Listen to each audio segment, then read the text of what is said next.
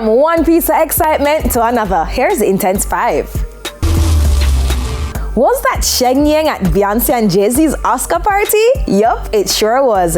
Keep going, same way, Sheng. You're doing good.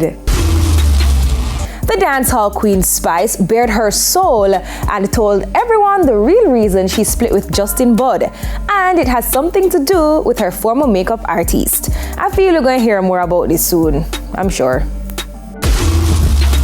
Could Beyonce be remixing Dolly Parton's hit Jolene? Something big is gonna happen, so let's wait and see.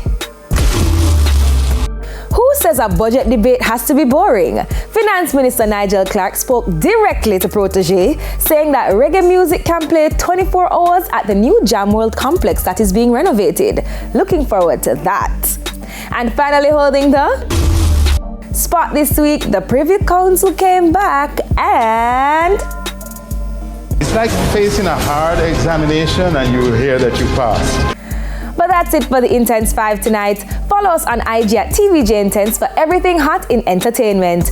Up next, Lion Fire and a really cool translator. We move forward.